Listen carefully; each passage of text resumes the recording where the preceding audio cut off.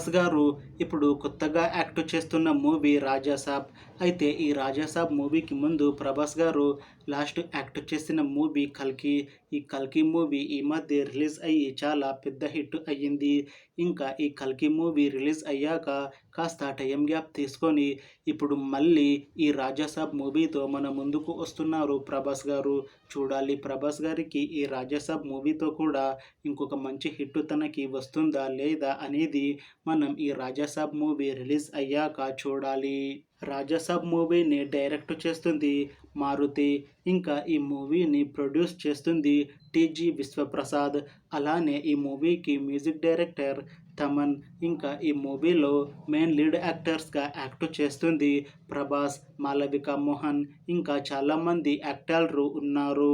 రాజాసాబ్ మూవీలో హీరోయిన్గా యాక్ట్ చేస్తున్నారు మాలవిక మోహన్ గారు.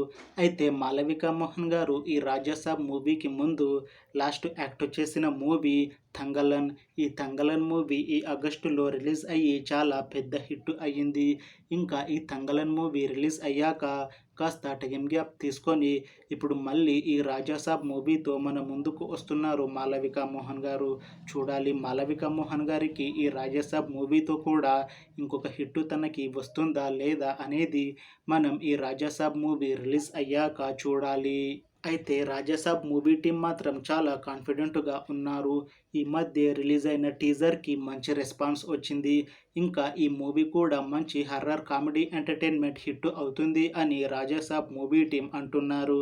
ఇంకా ఈ మూవీని 2025 సమ్మర్లో రిలీజ్ చేయాలని ప్లాన్ చేస్తున్నారు మూవీ టీం.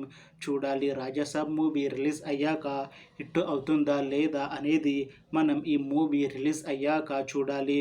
అలానే రాజాసాబ్ మూవీతో ప్రభాస్ గారికి ఇంకా మాలవిక మోహన్ గారికి ఇంకొక మంచి హిట్ వస్తుందా లేదా అనేది మనం ఈ రాజాసాబ్ మూవీ రిలీజ్ అయ్యాక చూడాలి.